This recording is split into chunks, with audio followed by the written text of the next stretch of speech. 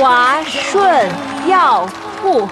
华顺药铺。对，嫂子，哎，好久没见你这么开心了。以后我都会天天这么开心的。肖老板，请喝茶。同道最近会来齐州吗？他家老爷子中风好些了吗？肖老板有什么话就直说吧。楚小姐真是直爽啊！那我就再直爽一点，我手上有17万斤的齐州紫碗。夏老板，请开价。好，那我也直爽一把。不管上海田家给你开什么价，我都多出1成。条件只有一个，货我全要。紫碗今日的行情是5角，那我就给你5角5喽。成交。但我有个条件，请讲。我只要4角5一斤，但今日之内交付全款。我也不会高于3角5，那就说明这一把你用了6000大洋，就挣了8000大洋。我的本钱只有35个大洋，刨去所有开销，我的利润只有6000大洋。哦，说说看。以35个大洋做定金，可以签下350大洋的紫碗收购契约，再把这个契约呢抵押到钱庄，至少可以贷出150大洋的现银，然后以此类推。楚小姐，我有种预感，将来咱们会经常合作。谢谢夏老板赏识。可是你把这个底全交给我了，楚小姐，就不怕我反悔重新跟你谈价？夏老板，您要是真能反悔的话，那您就不是夏元了。哎呀，跟楚小姐做生意，真是愉快。跟夏老板做生意是我的荣幸。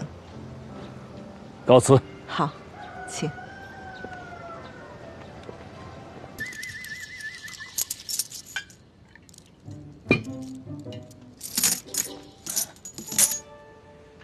老大家的，哎，这把挣多少钱呢？有几千大洋吧。几千大洋啊！嗯。哎呀，太能干了，老大家的。能干是能干呐，你毕竟年轻，这年轻人呐，就容易大手大脚。不如你把那钱呀，你搁到我这儿，娘替你存管。娘，我把我挣的钱都已经花出去了。全都花出去了啊！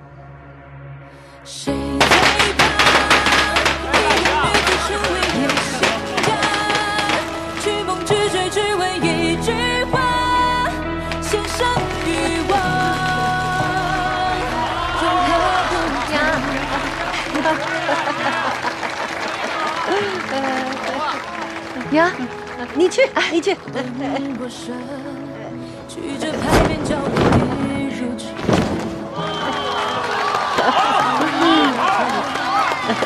华顺药铺。华顺药铺。对，嫂子，哎，好久没见你这么开心了。以后我都会天天这么开心的。娘，华顺是什么意思？韶华大顺。对，大顺，我的大顺要是在，娘，大顺如果在，他也会为我高兴的。是大顺在，但是他这个一个叫顺华药铺，是不是更妥帖一点啊？哎，宋平，哎，来，你带着轩轩和娘进去休息。来，跟小婶走。这个逮过来的。吕老板，恭喜里面请。哎，李掌柜，您里面坐。里边请。哎，洪老爷，您慢慢看啊，慢慢看。您请。夏老板到。哎，大少奶奶，夏老板来了。夏老板，真是夏老板。夏老板竟然亲自来了。这夏老板能来，这华顺药铺的面子可真够大的。那可不是，以后咱们做生意啊，还都得仰仗夏老板。那必须。夏老板，高掌柜，楚小姐，恭喜啊！谢谢夏老板。开业大吉啊！这是我们老板的一点心意，还请笑纳。二位莅临已经是小店的荣幸了。方才我们来的时候，看着挂着的这些牌子倒是熟悉，那立着的这块儿又是什么意思啊？哦，每月的初5、15、25，本店都做抽奖，奖券1元5角5分不等，都可以在购药时抵现。哦，那这些茶水是每天都送，还是只有今日啊？每天都送，夏天菊花茶，冬天姜茶。哎呀，二位里边请吧。请，请。哎，来，大少奶奶。哎，谢谢啊，谢谢。哎，来，各位老板，各位乡亲，有免费的茶水，来，大家一起喝点儿，哎，一起喝点儿。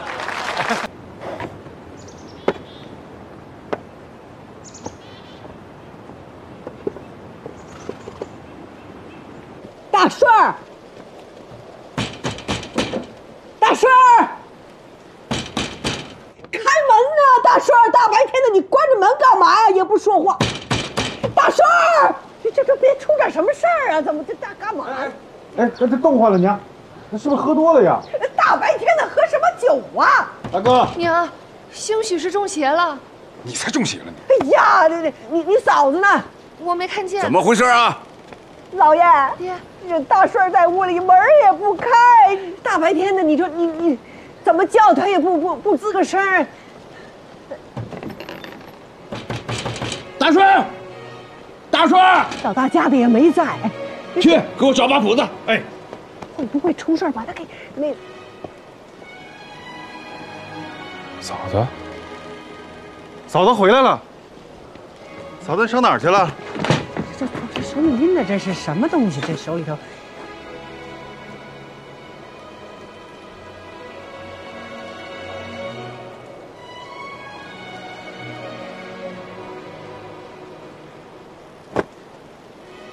离开，还是留下来？我说了算。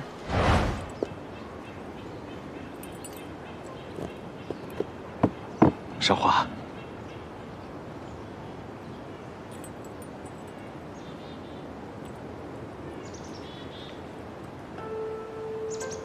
给你。你不想去外面的世界看看？我自己会去的。我相信，有那么一天，我能凭着自己的能力去，就算这过程苦一点、累一点、漫长一点，都没关系。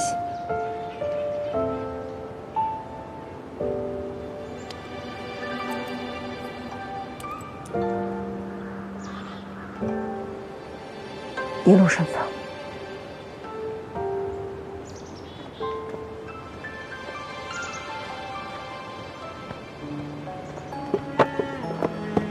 少华，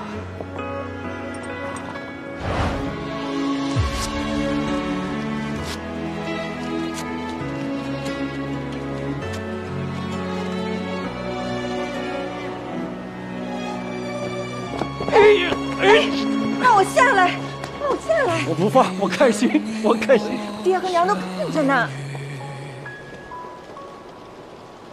我便用心疼你，不负你，从不言。怎么了？我是不是把你转晕了？啊，没事吧？执子之手，不离也不弃。岁月无声又无息。有了。向东流去，一刻不肯停。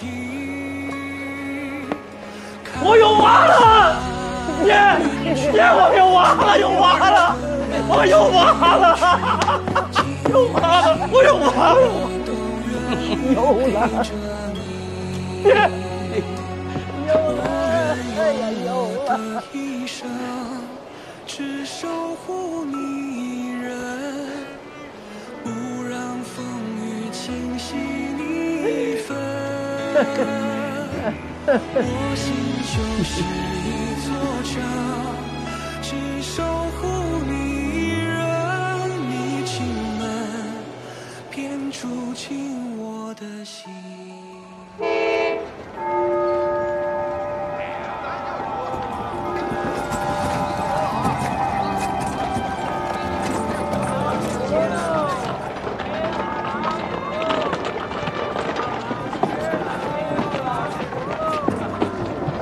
北京城喽！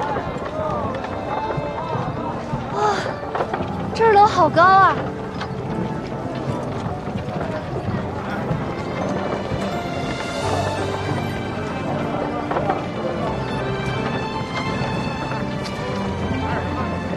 这儿的路真宽啊！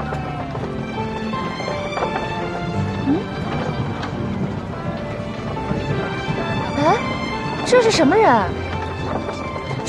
这，哎呦，洋人，这就是洋人啊！洋人是要打人的，你知道吗？啊，把你抓了，给你煮了吃了。吃了。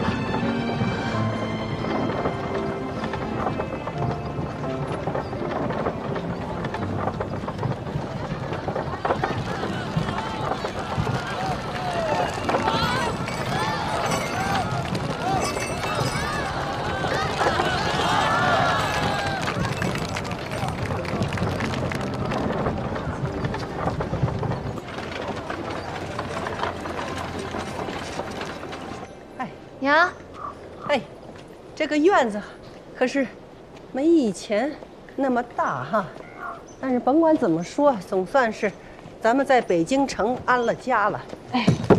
哎，这规矩呢，哈，一条也不能少。老大家的，你给我听清楚了。嫂子，能听着呢。第一条，你们两个人没有我的允许，不能随便走出这个院子，哪怕是一步。第二条，就算是我同意了，你们也不能一个人出去，怎么的都得有人陪着。娘，你放心，就算你让我一个人出门，我都不会去的。第三条，没有我的同意，不能跟外人说话，哪怕是一句。第四条，外人来咱们家，你们两个人在屋里面待着。第五条，两个人有活抢着干，老爷到点儿他要吃饭。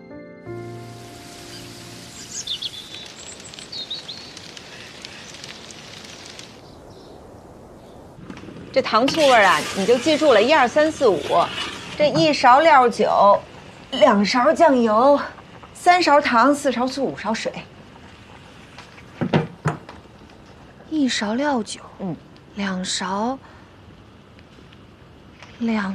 什么来着？2勺酱油。哎呀，我这脑子，没事儿，到时候啊，我给你写下来啊。我不识字儿，那我就多教你几遍。哎，我给你画一个吧。嫂子，你对我真好。哎，你过来，我教你怎么和面。行。那2个大洋你全再加点面粉。对呀，就这点面，我自个儿还贴了几个铜板呢。老二哎，2个大洋那是要过1个月的。哎呦喂，你说那是老家。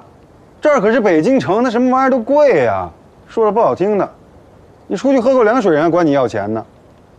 真是，你是不是拿着钱你去干别的事儿？绝对没有，一定有。你要是不相信我啊，就别让我去，我也不管了。下次你自己去。我自己去，我就自己去。我跟你跟我说，菜市场怎么去？娘，我可就只说一回啊。出门左拐出胡同，往东，走个几十步再左拐，穿过史家胡同，你见一路口啊，走西南那个口，再走个几十步，绕过了一个大水坑，奔北走2步就到了。娘，您要的去菜市场路线图，我可给你画好了。你搁那儿吧。嫂子，你看我这块料，要是做香囊啊，你说是不是有点素呢？哎，娘，您瞅您问这人，我哪有什么眼光，哪有您眼光好啊？哎，我把茶水给您续上啊。可惜了这块料呢。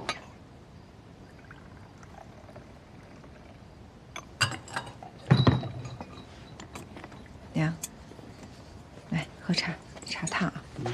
哎呦，哎呀，娘，对不起，我这手一滑就。我说过你多少回？你说你像我们这种大户人家的媳妇儿吗？你整天你毛毛草草的，你瞧瞧我这裙子，我今天我刚换上的呀。这娘，要不您先去换件新的，把这件脱下来，我今晚上给您拿去洗了，等明儿干了熨好了给您送回来。可给我抽起来啊！哎，你说你真是的你，我也没想到，真是，我真没想到，确实是没想到呀，竟然没想到呀。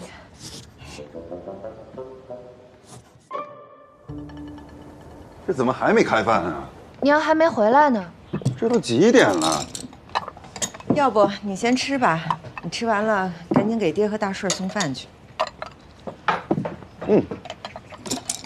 老大，你这手是仙女的手吧？这饼可太香了。今天啊是弟妹的手艺。啊？嫂子教的。那不还是嫂子好？对了，老二，咱的店铺离这儿远吗？不远啊，驸马街。这娘上哪儿来了呀？买菜去了。什么时候出了门？天不亮就走了。那也该回来了呀。菜市场离这儿不到3里地，不会出什么事儿吧？娘不会被洋人抓走煮了吃了吧？要吃也先吃你。哎呀，这算是到家了。到家了啊！来人呐！哎呦，老二，我的娘哎，怎么了这是？哎呦，二顺呐，你差点看不见你娘了。哎呀，你杵着干嘛呀？给娘打个热毛巾来啊！哎呦，到底怎么回事啊？我还想问你是怎么回事呢？我这才给你俩耳光子，你给我画那是什么图啊？家到菜市场的图啊？什么图？我照着他那图走，我是越走越偏呢，我是越走越远，我是越走我越看不见人影啊！我说这走的我都心惊胆战了，我想该拐弯了。我说妈呀，来了一个洋鬼子，还跟我说话呢。洋人是会吃人的。是啊，给我吓的呀！我就撒腿我就跑啊，跑得我鞋掉了我都不知道。我就使劲，我跟你说，我就朝着有人的地方跑。我后来碰上一个人，那个人跟我说，你走的这个方向完全都是反的。哟，那娘您这是走哪儿去了呀？我哪知道啊？你怎么回来的呀？废话，我记得咱们这个胡同名呢，我就这么着，幸亏我记得，我跟你说，我就这么着，一路我就这么回来的，累死我了，快！娘，您可真受罪了。是啊，累死我了。二顺呐，都赖你，自己走反了，赖我。你故意把那个图画反了，他故意让我找不着那菜市场。把那图拿出来看看。这图跑丢了，我都不知道什么时候丢的。这你这能赖上我吗？这是。好了，老二，娘说什么就是什么。他就是笨。你吃好了没有啊？要吃好了，赶紧给爹他们送饭去。还没去送饭呢，你磨蹭什么呢？你爹等着这顿饭呢。这不等您呢吗？快去吧，你爹等着你这饭呢。别杵那儿去，把我那烟袋给我拿来，我想抽一口。哎。来，我跟你说，这个二顺啊，他是故意的，他就想让我找不着那菜市场。那么这个家呢，只有他一个人能去菜市场买菜，这样的话，他就能每天摊我2块大洋。老二，不会吧？你不知道吗？头几年他在药铺上帮忙。就是因为账目不清楚，那手脚不干净，那老爷才把他给打发回去，让他反省。我跟你说这干嘛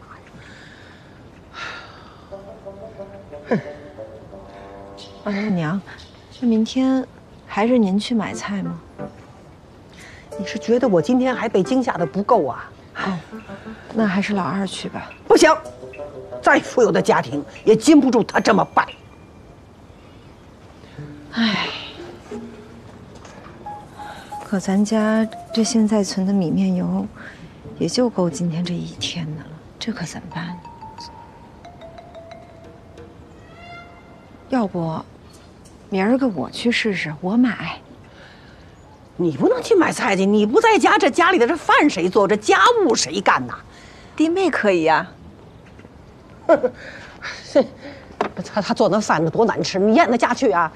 娘，您可不知道，弟妹现在做饭手艺不差，今儿二顺还夸她来着呢。是的，娘，嫂子把她绝活都交给我了，我可以的。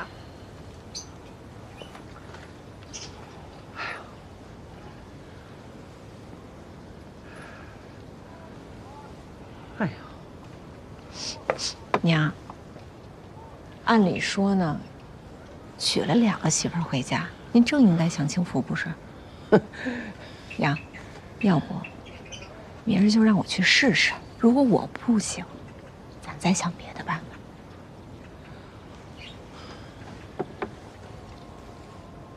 那成，明天你去试试。还得归功于人家张先生，人家那一口气几百大洋的时令汤补增剂。要是多几位张先生就好了，我和爹啊就不用发愁这生意不好做。怎么，陈先生，赚这点钱你就满足了？那你还想怎样？我觉得咱还能更好。还想多好呀？我怕你动了胎气，不能太贪了。我就要贪。有句话叫贪得无厌。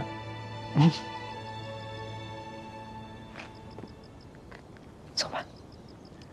来吧。哎呀，来，开门吧。大哥大嫂，你怎么才回来啊？大哥嫂子吃饭吧。好。娘，哎呀，那个，我就先不吃了，我今天太累了，我想回去先躺躺。哎呦，这聊多大的天啊，把自己累成这样，啊，饭都不吃了。娘，我跟您说个事儿，明儿个我就不想去那药铺了，我想在家里待着。啊？我在那药铺里头，一个人又要给鸡血藤切片，又要给那穿山甲研磨，根本就忙不过来。大顺他也不帮我。我在前面招呼客人呢，我哪有空帮你啊？哎，我明明看你在跟那些客人闲聊天啊。那我也叫你去聊呀。你说这客人这个态度不好，骂了你，你脸又过不去。反正明天我说什么我也不去了，忙死忙活的还给挨人骂。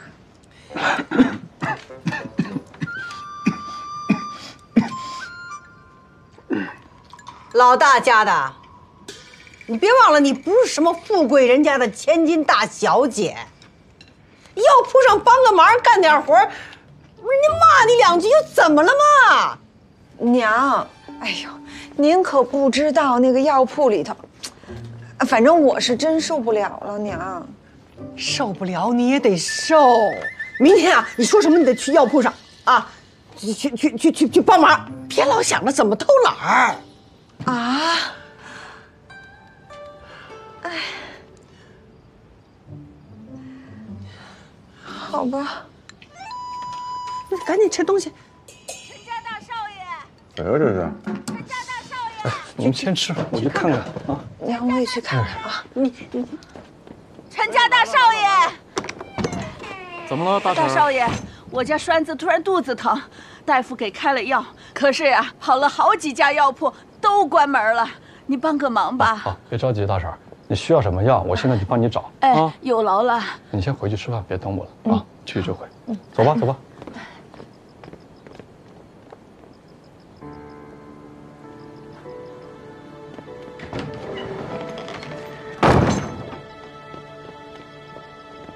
嫂子，你还是吃点吧。我又想起来一个让生意好起来的招数。哎，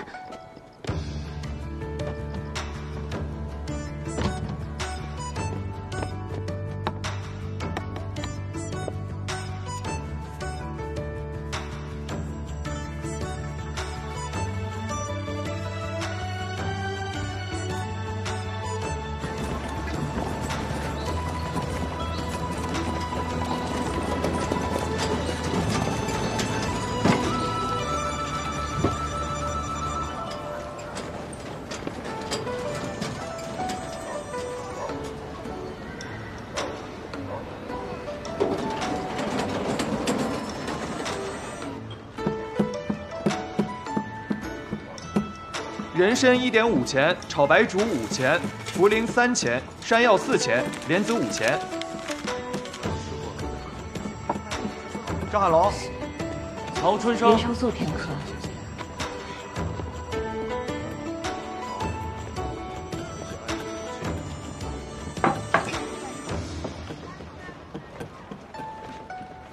爹，您回来了。哦，爹，你不后天才回来吗？怎么提前了呀？看来我回来的这不是时候啊！不是这个意思，你先上楼，我慢慢给你解释。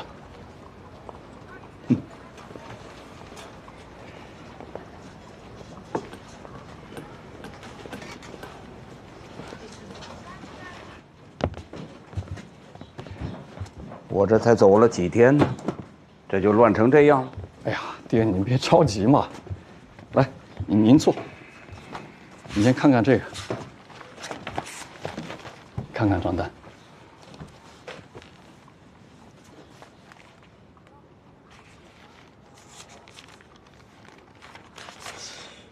半个月这收入就涨了这么多吗？都是韶华的功劳。他？您不在的时候呢，人手不够，我就临时拉他来帮忙。没想到啊，他竟然完成了几笔大单子。你看，那就这几笔，这几个大客户，全是在他的鼓动之下下了依据时令进补的单子。新招来的那2个伙计，这是怎么回事啊？我们不是承诺通宵开业、街坊送药、待客煎药、上门加工补膏吗？哎，这一下子人手不够，所以你就临时招了俩。难道你不知道，要招人，这就得加工钱了？可是现在的生意比以前好了不止1成啊！这都是韶华的主意吧？对。他倒是有点小聪明。爹，要不然就让韶华大药铺正式来帮忙吧。那不行，我们陈家就是再不济，那也不能像穷家小户那样，让儿媳妇抛头露面，那成什么了？但是韶华对青云药铺真的很有心得啊，爹。你呀，大顺，你让他在家，不是可以一样辅佐你吗？爹，我觉得行了，行了，这个事情就这么定了，不要再说了。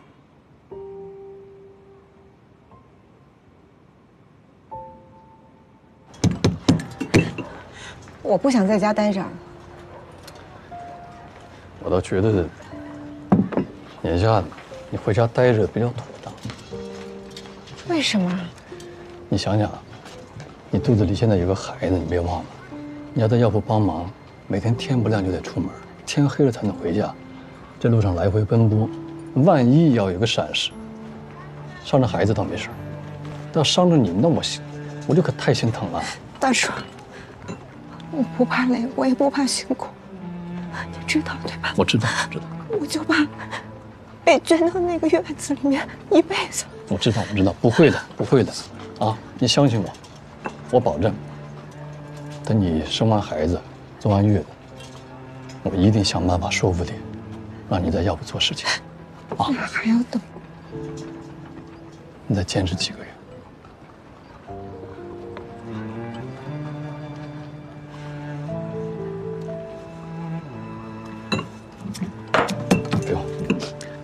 给我。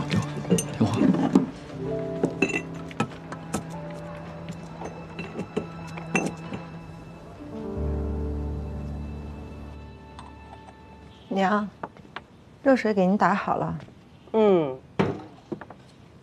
既然老爷都发话了啊，从今儿往后就不要再出这个院门了啊，好好的家里头给我待着，听见了吗？啊，没个眼力劲儿。来，你帮我把这个簪子给我换上。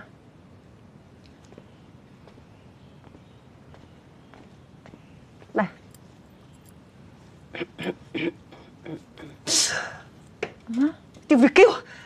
哎呦，我的妈呀！你扎我肉了！行，哎呀！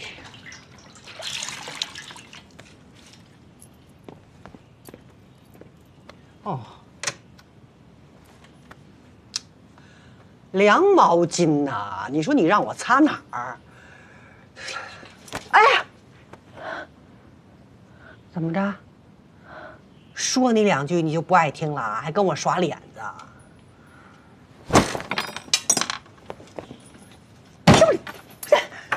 了得你！哎，我反了你了！我就反了！哎呀，反正贼老大家的！哎呦，怎么了？哎呦，他打人的，他呀，反了你了你！哎呦，我的珍珠耳环呐！我的珍珠耳环那3块大洋啊，你赔得起吗你？你这站着干什么？赶紧给我扶起来！哎呀！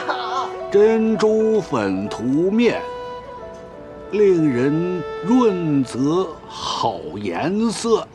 老大家的，反了你啦！嫂子，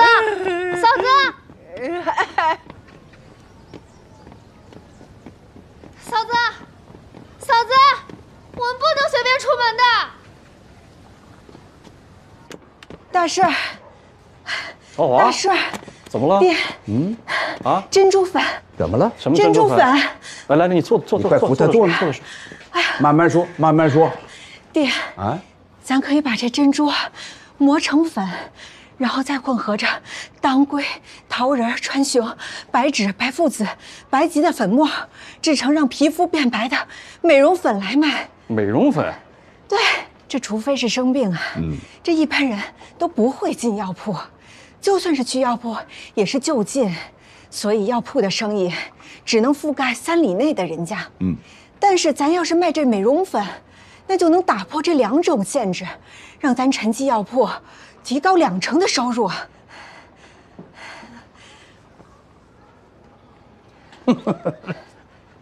不可能！怎么不可能？药用珍珠和这种珍珠根本这就是2样东西呀。药用珍珠？那我们可以去采购药用珍珠呀。我们这是药铺，卖上这种东西，那岂不是不务正业了？爹，所谓药医者仁心，药到病除。对于女子来说，容颜不美，它也是心病，所以，咱药铺卖美容粉也算正业。爹，我觉得韶华说的对啊。而且，天下女子她无不爱美，这往往为了好看都不吝金钱。以现在珍珠的价格，要制成1盒美容粉，超不过100文。但咱的定价尽可以往1元2元去定，那利润不知要比其他成药高出多少呢？爹，我觉得韶华这个法子可行。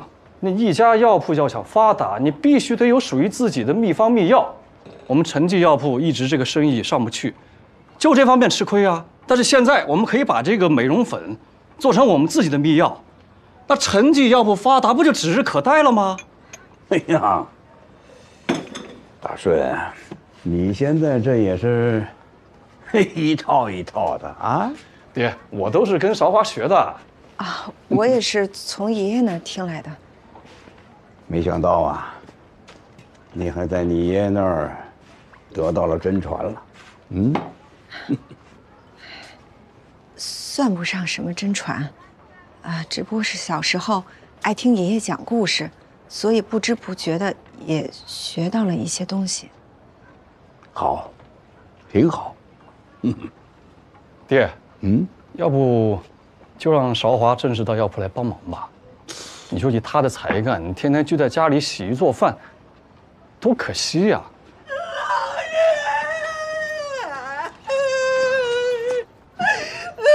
娘，怎么了？你今天你要不给我做主，你要不收拾他，我告诉你，这个家我当不了。就是他这个大意不到的东西，我今天我就说了他2句，他就要跟我动手啊！娘，韶华不是这种人。他可骑到你娘脖子上了，你还想着他？你个没良心的东西，真是娶了媳妇忘了娘，你个窝囊废呀！没良心的东西。娘，您误会我了，我没有误会的，他真的是要动手，这可了得呀！到底怎么回事？我不知道。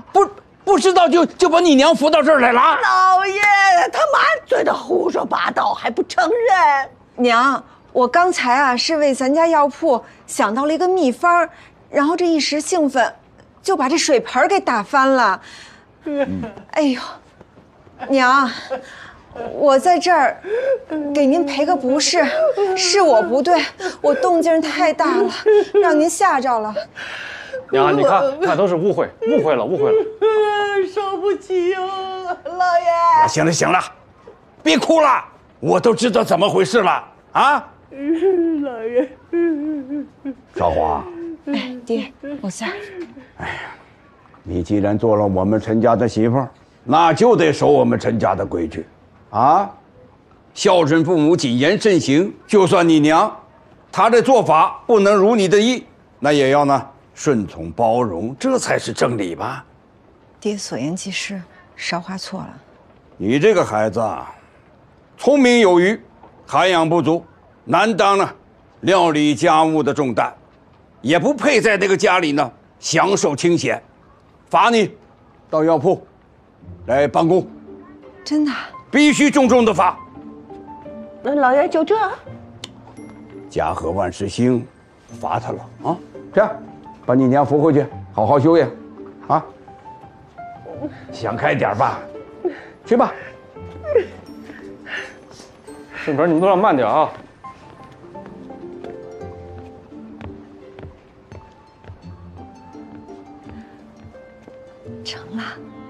成了。成了。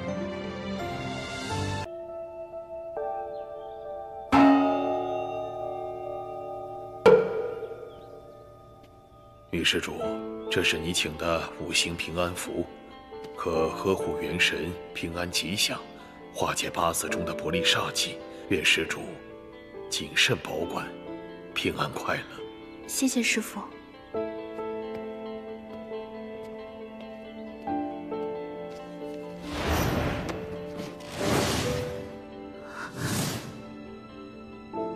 我不冷。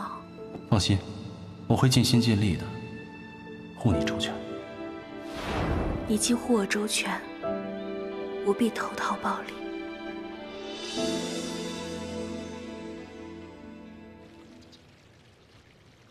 崔姐，这是我侄子，你犯什么事情了？师伯，这个家伙昨天在穆小姐为母守灵的时候，闯入法源寺，欲行非礼轻薄之事。啊，你！他说他是穆夫人的人，是穆夫人指使他这么做的。我事关夫人名誉，我特意把人带来，交给穆公，方便盘问。你有毛病啊你！我什么时候让你去过法源寺啊？你怎么能干这种丧尽天良、禽兽不如的事啊？你有没有良心啊你！狗东西，养条狗还不咬主人呢！光耀贤侄，这狗东西交给你处置，要打要罚随便，跟穆家没关系。姑父，你觉得我怎么可能啊？我根本不可能这么做的。我跟穆小姐就跟癞蛤蟆想吃天鹅肉是一个道理。但是，我听门妹她说，他说什么？他说，姑姑有意要把穆小姐许配给我，然后让我去法源寺相见。如果相中了，就可以把生米煮成熟饭。真的，救命！姑姑救命！真的是我听表妹她说的。不是。他说的是真的吗？老爷，你觉得我可能说出这种话吗？去把婉婷叫来。快去！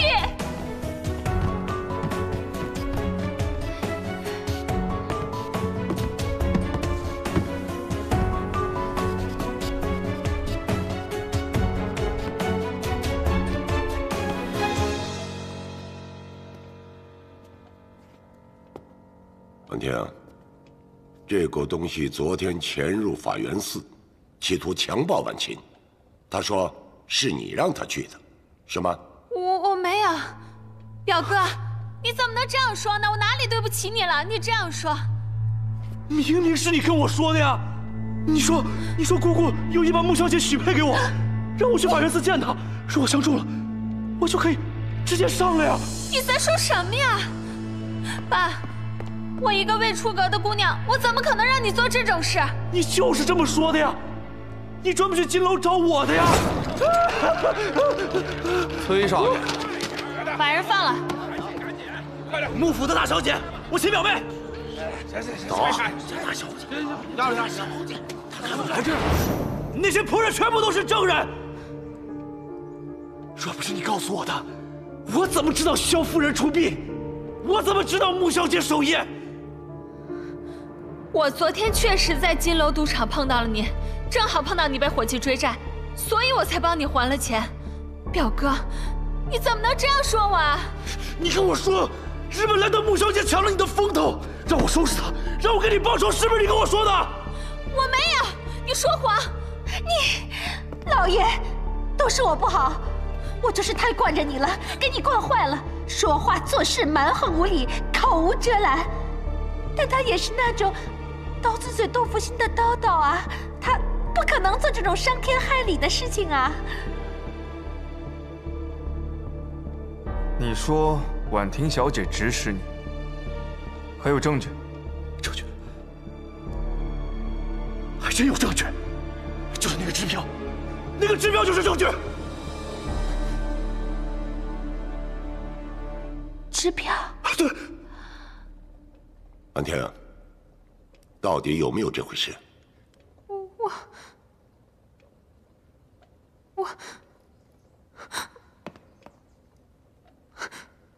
你昨天管我要支票来着，说你什么一个家里有困难的同学，你要帮他还债，你是不是在骗我？你说实话呀你！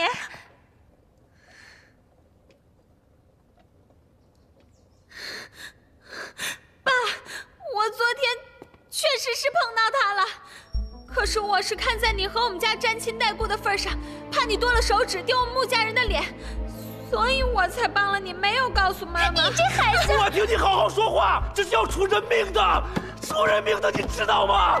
你好好说，你说的是报酬，那是报酬。我没有说谎，不信的话可以叫金楼赌场的伙计来对质，我就是帮你还钱的。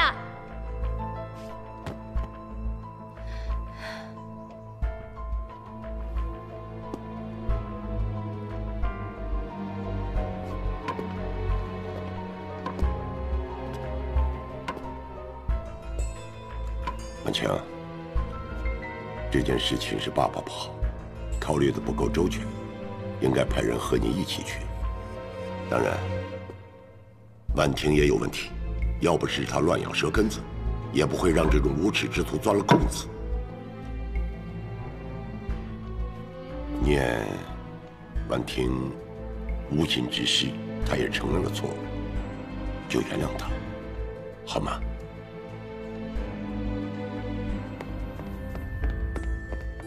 姐姐，我真的不是有心要害你的，我也是被那些人利用的，你就原谅我吧，好不好？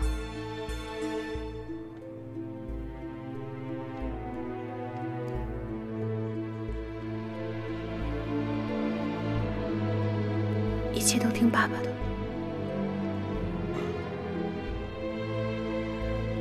闭门思过1个月，哪儿都不许去。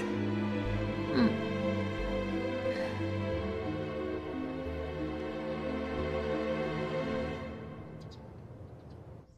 妈，这次多亏了你，不然我都不知道该怎么办。你能不能做事，不要只顾眼前，不考虑后果呀？你知道这次多危险啊！我知道错了，以后做事情不要感情用事，什么事要跟我商量一下。只不过这回便宜了那个小贱人。你着什么急啊？来日方长，会有机会的。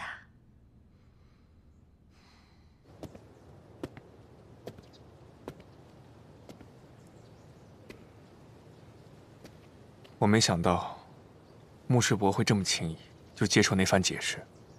因为在爸爸心里，他根本就不相信这件事情是婉婷做的，再纠缠下去，也不会有什么别的结果了。穆世伯也真是，怎么就不会替你想一想？你也不用替我打抱不平。和当年哥哥死后，我爸爸马上就把崔姨和婉婷接回家相比，这又算得了什么呢？我明白了，这样的虎狼之家，我不放心让你一个人带着，我来想办法。进来。哎，光耀兄，我说了，你给我点时间，你别催我了。你要时间，我当然会给你。只要谭司令不怕家底耗光，我可以陪你，从长计议。光耀兄，多谢了，请坐。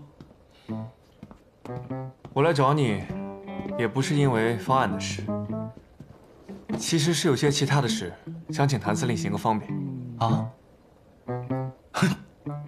你有求于我？好，只要我能做到，我一定做。也不是什么大事，我想请婉清担任我的外文秘书，婉清也答应了。谭司令这边没问题吧？如果是工作需要的话，我可以在商务印书馆给你找一个通晓5国语言的秘书，这不是更合适吗？婉清精通日文、英文，而且以穆家的关系，谭司令以后想和工部局打好交道的话，婉清也能帮上忙。也对。行，明天让穆小姐来上班吧。如果她一个人不行的话，我再给她找个帮手。我和婉清自小便认识，我很了解她。她分内的事一定会做好。我这就去告诉婉清，先替婉清谢过谭司令了。啊，不客气啊。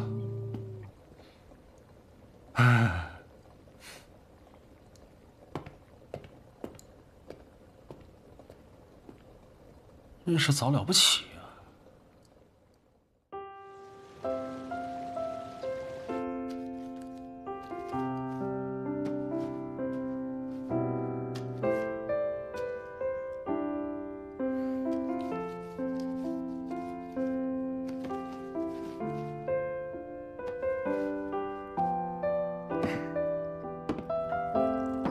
够了。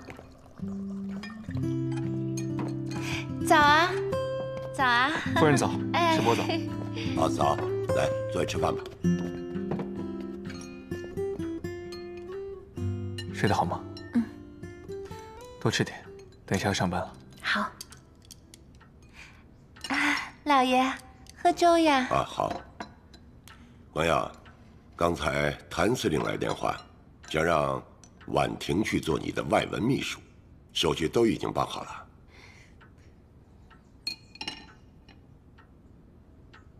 师伯，我跟谭司令说的明明是让婉清去的呀。谭司令说，婉清为母亲守孝在身，加上绑架的事，觉得对不住婉清，所以他觉得还是让婉婷去做你的外文秘书，免得大家尴尬。这个谭司令还真是出尔反尔。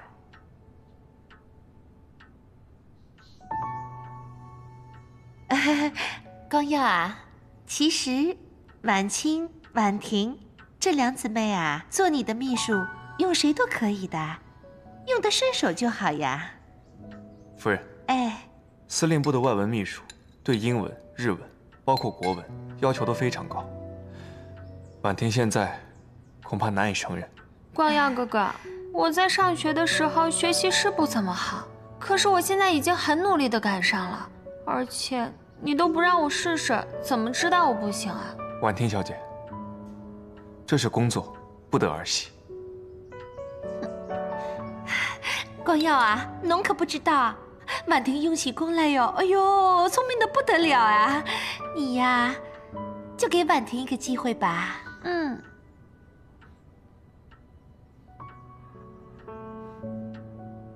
光耀哥，既然婉婷想试，就让她去试试吧。反正我今天也累了，刚好休息一下。就是啊，婉清，你看你这2天脸色都不好了。自从日本回来以后，被你母亲的事情忙来忙去的，也太累了。正好我炖了上好的血液，等炖好了，一会儿给你送过去啊，补一补。谢谢崔姨。不要客气。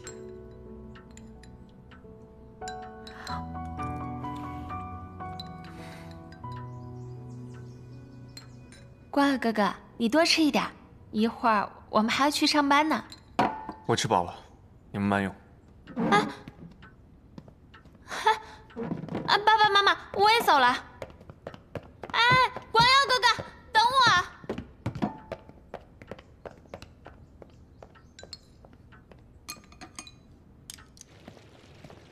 光耀哥哥，光耀哥哥。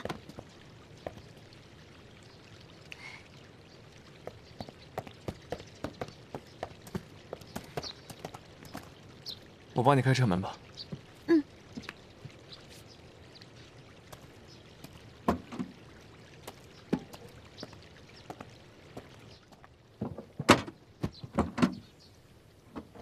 哎，光耀哥哥，你坐后面来嘛。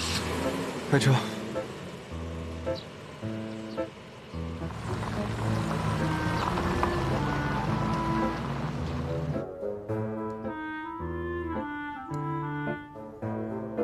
只要你肯帮我，我就给你1万大洋。2万。谭色，今天这茶有点淡。哦，那我回头去看一下，换一个。3万，3万总行了吧？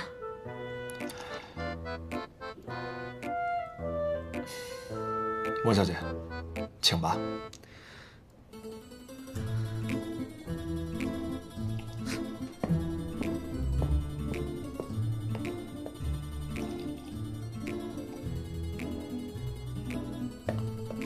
5万，我给你5万。谭色，倒茶。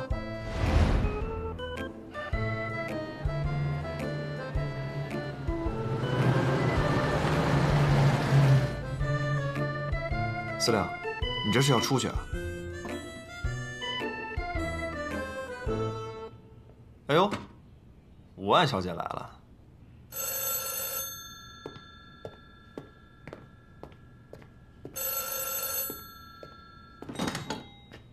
喂，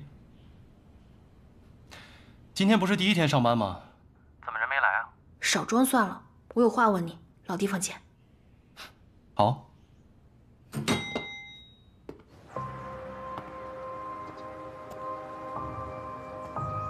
哎呀，临门一脚的时候还被人截了胡，你妹妹这么做真的太过分了。别演戏了，你知不知道当这个秘书对我来说有多重要？我当然知道。在司令部当秘书，你在穆家的地位就完全不一样了。知道你还这样，是不是穆婉婷给你钱了？不错，还真被你猜中了。但是你妹妹出手真的大方，我无法拒绝。谭司令，当初是你费尽心思要与我合作，还和我约法3章。这第1条就是互相信任，一致对外。没想到现在为了这点小钱就忘恩负义。这哪是小钱呢？5万大洋啊！不拿白不拿呀！为母亲守灵的那一次，我还以为你是个可靠的盟友，没想到你这么快就忘恩负义。道不同不相为谋，以后我们各走各的路。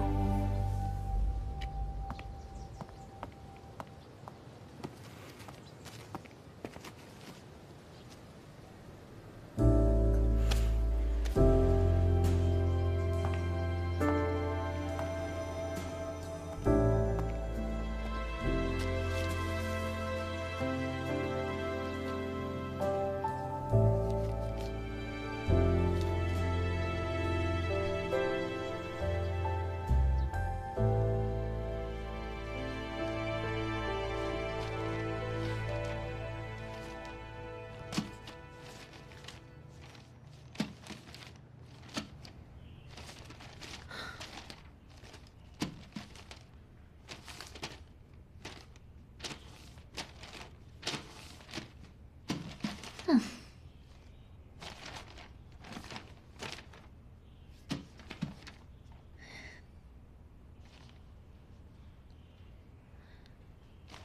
你今天的任务，先把那2份文件翻译一下。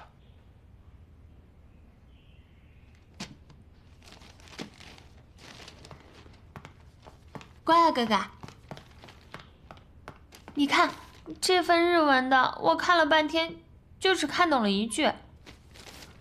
还有这个英文的，我怎么也没看懂。要不然这样吧，你来口述，我记录怎么样？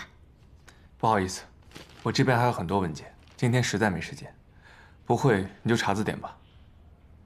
哦。哎呀，婉婷小姐，欢迎欢迎啊！你的到来让我们这司令部蓬荜生辉啊！我代表司令部全体老爷们儿，对你表示热烈欢迎。这欢迎呢归欢迎，不过我可说好了啊，我可是光耀哥哥的秘书，可不归你们使唤。好。 既然谭司令这么欢迎婉婷小姐，那你们先聊，我有事要先走了。哎，怎么我一来你就走啊？哎，光耀哥哥，那我这份文件怎么办？哎，我看看。哎呀，这个确实难翻译啊！我早说啊，让他从那个商务印书馆找一个翻译来，他太不懂得怜香惜玉了。这样吧，你呀好好查字典，有什么事儿随时叫我啊。哎。 哼！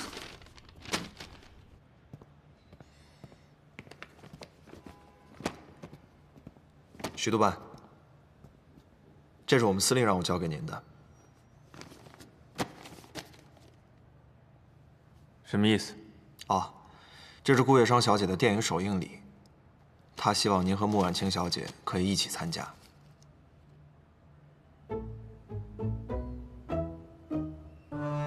你们司令葫芦里到底卖的什么药？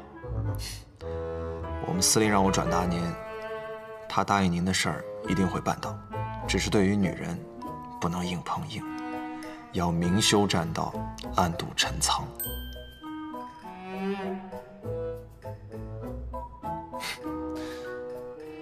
你们司令果然是身经百战。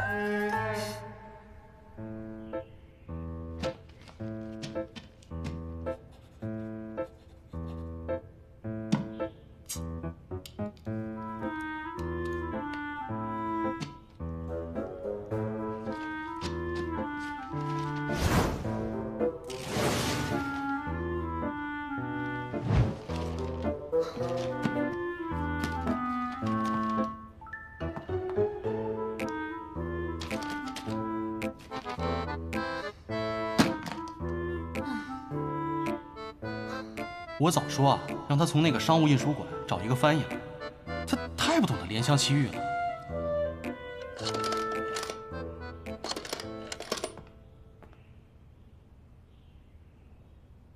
喂，是商务印书馆吗？啊，是。哦，我要找一个翻译，要最快最好的那种，现在就要。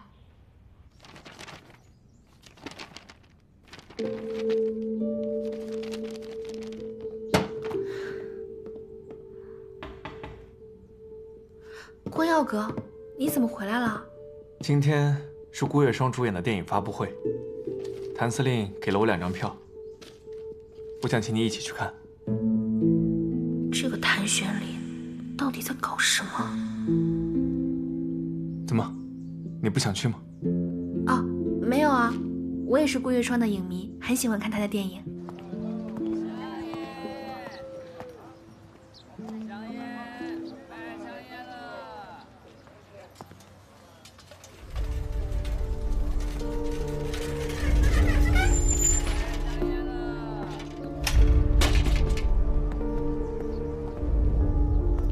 是魏先生吗？商务印书馆的。对对对，小姐，是你在找翻译吗？嗯，你英文、日文应该都可以吧？是的。我跟你讲啊，你要是翻译好了，我可以给你双倍价钱，而且这活儿天天都有。啊，那小姐，我是在这里面上班吗？你一会儿翻译好了再送过来，2个小时之后你到楼下，我下来取。啊，给。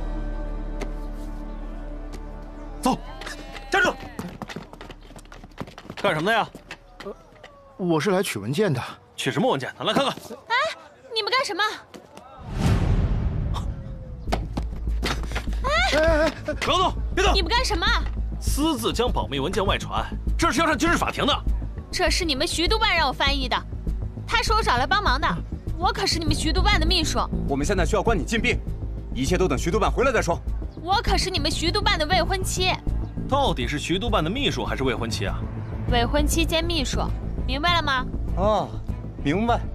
随军太太是吧？胡说什么呢？你们两个，现在就把光耀哥哥叫回来，找他当面问清楚。对不起，徐督办不在，我们联系不上他。你们二位还是先跟我们走一趟吧。走走，哎，快走，快走，快走，走。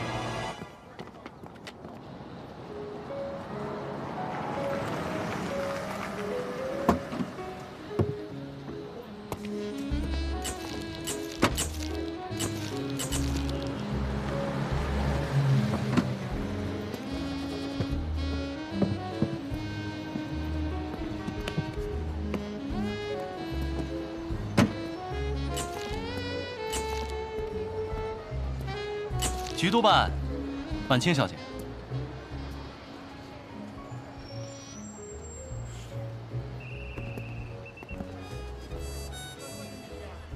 顾小姐，新片上映，恭喜恭喜！谢谢徐督办。谭司令，谢谢你的电影票。哎，小事，不足挂齿。光耀哥，那我们就先进去吧。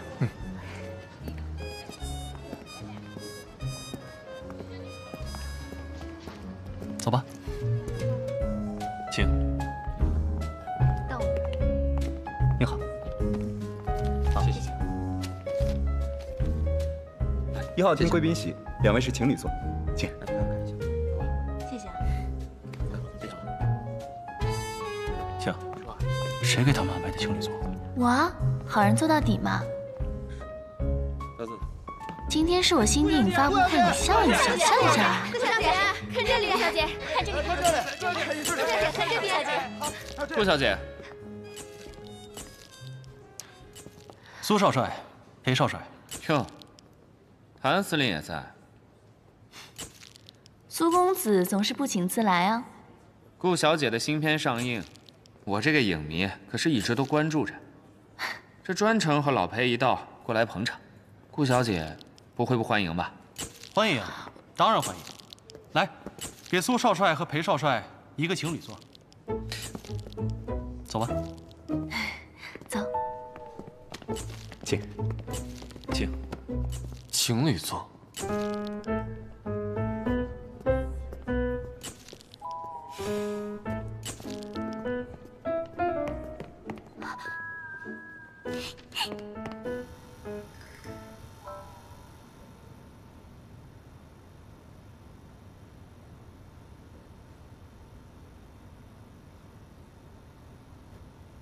顾小姐好漂亮啊！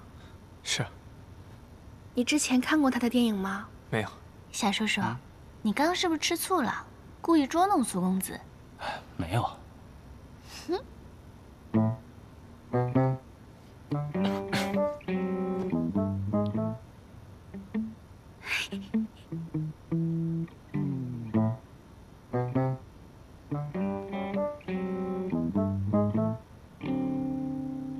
演得还不错。是啊。挺好看的。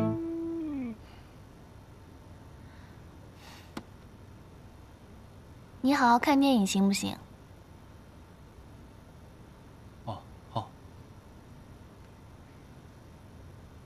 我去一下洗手间。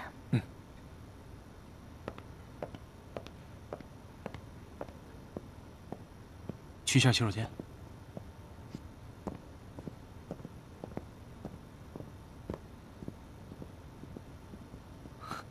老裴，兄弟，我对不住了啊！这次我得重色轻友一回了。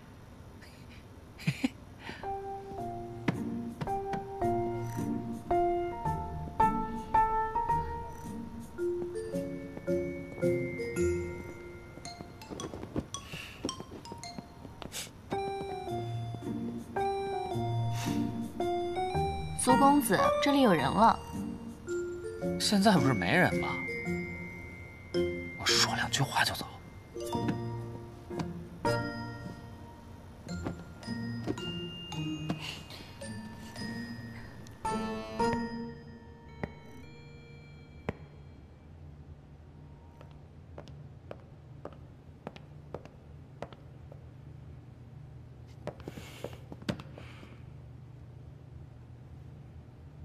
都说了各走各的道，你拦着我干嘛？今天你掉了，我给捡到了。我都说了不要了。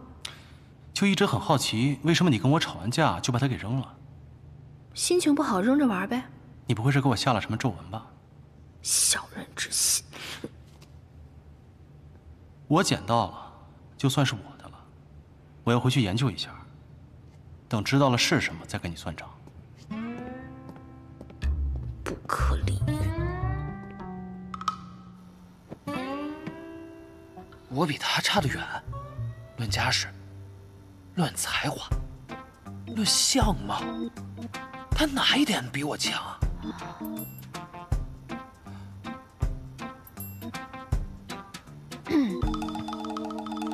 苏公子，我和你真的不熟，请你走吧。啊？这次又想耍什么花样？我没有，我发誓，我这次绝对没有骗你。我来就是想送你一份礼物。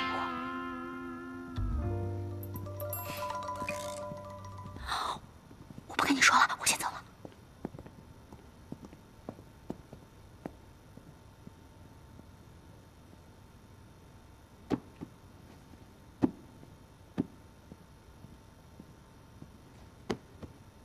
起开点儿。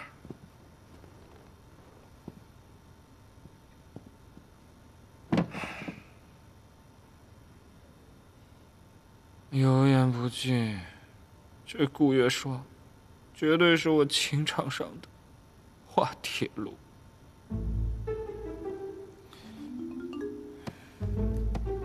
看了人家那么多的电影，一点长进都没有。你怎么知道的？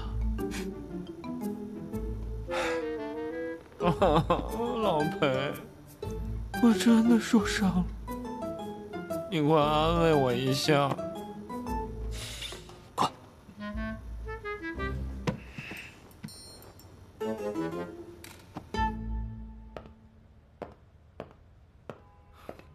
小姐，我今天接你这活真是倒了8辈子霉了。你说那保密文件，你敢找外人来翻，那你不要命，我还要命呢。那盖的章还没有指甲盖大呢，谁看得见啊？再说，我要早知道那是保密文件，我能找你吗？反正一会儿你长官来了，你得把事情说清楚，可别连累我上军事法庭。什么长官？那是我未婚夫。你等着瞧吧，等一会儿关二哥哥来呀，肯定替我好好收拾收拾那2个没眼色的大头饼。可是天估计已经都黑了呀，你未婚夫怎么还不回来啊？来人啊！来人啊！我要见光耀哥哥，有人吗？喊什么喊？说了徐督办不在，回去待着。哎，你还敢凶我？看我一会儿怎么收拾你！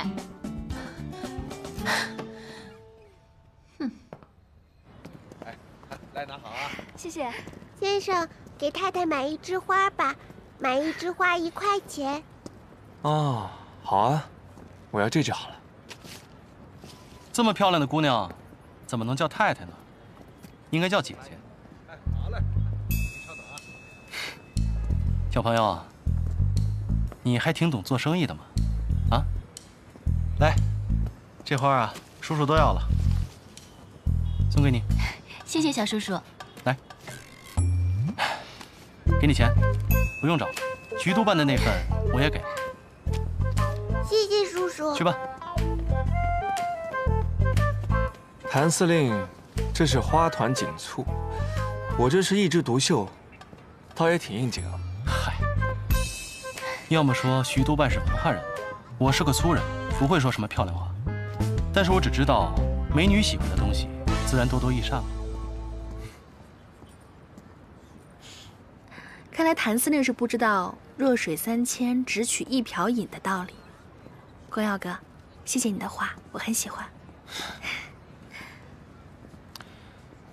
既然这样，那就不打扰二位了，我先告辞了。明天司令部见。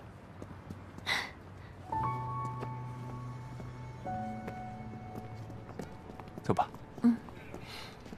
真漂亮。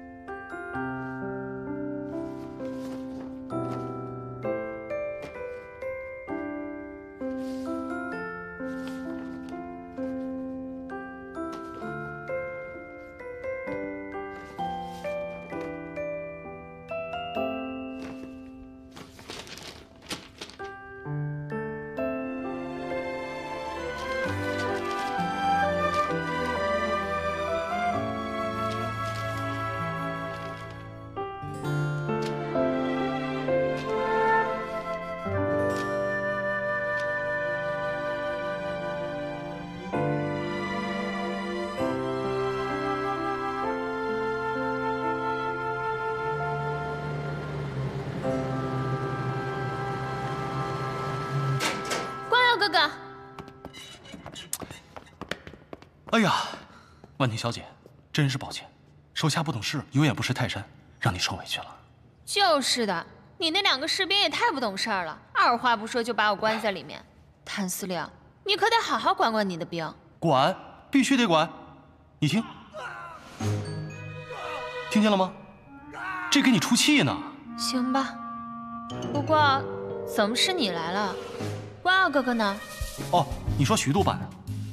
他好像是去陪婉清小姐一起去看电影首映了。这个时候，应该电影结束了。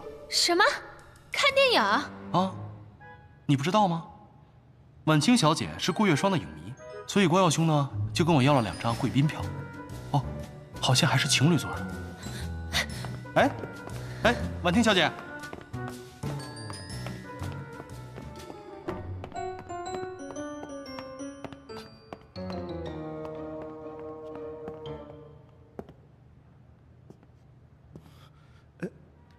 魏先生，您也请回吧。今天的事情，别跟任何人说。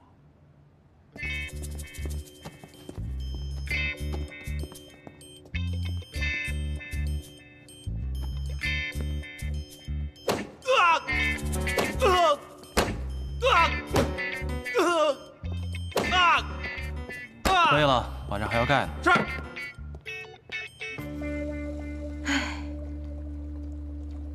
哼，侬也是。军事机密不能外泄，侬哪能不懂的呀？妈，我在那辛辛苦苦干了一整天，连中午饭都没吃上。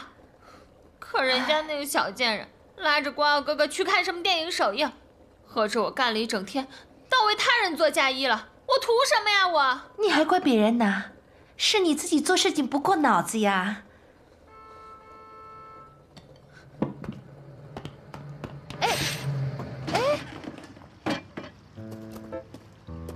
静。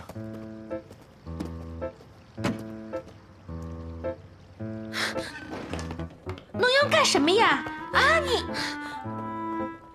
你是要找穆婉清打架吗？侬脑子不灵光，搞砸了事情。你想让徐光耀看笑话呀？妈，凭什么我干了一整天活还被关禁闭，他们倒能花前月下？我不干了！什么秘书，什么司令部，我再也不去了。侬不去也好，不去也好。上班第1天就搞出个军事机密外泄的错误，这时间要长的呀。侬又不知道会出什么事呢。这要是让徐督军知道了，侬哪能还有个好形象呀？那要是让那个小贱人去，岂不是便宜了他天天和光耀哥哥待在一起？司令部也是军事机关，他也是去当秘书的，要干活的呀。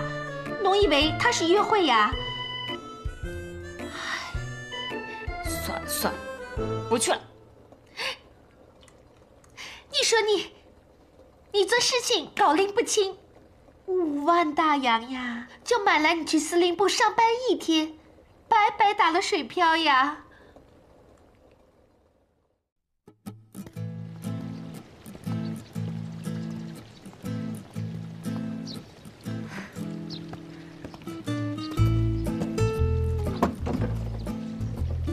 请吧，我的秘书小姐。遵命，长官大人。